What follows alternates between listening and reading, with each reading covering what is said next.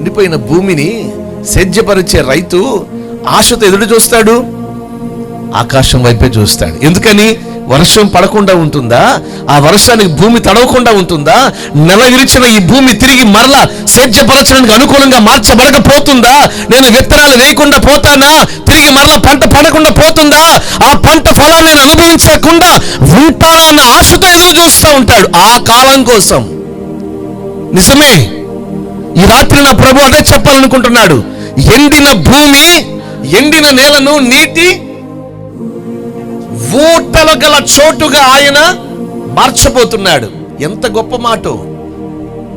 నిజమే, ఒకప్పుడు ఎండిపోయిన స్థితే, తాగడానికి నీళ్ళు లేవు, సేద్యపరచడానికి నీళ్ళు లేవు, ఎండిపోయింది, నెరలు ఇరిచింది, అసలు ఎందుకు పనికిరాని భూమి అది.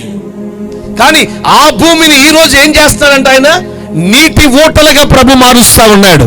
భయపడొద్దు, నీ ఎండిన నేలను, నీ జీవితాన్ని తిరిగి నీటి ఊటలుగా నా ప్రభు మార్చబోతున్నాడు. మార్చగలడు, జీవిత పరిస్థితులను మార్చగలిగిన వాడు యేసుక్రీస్తు. ఆయన ఒక్కడి వల్ల అవుతుంది.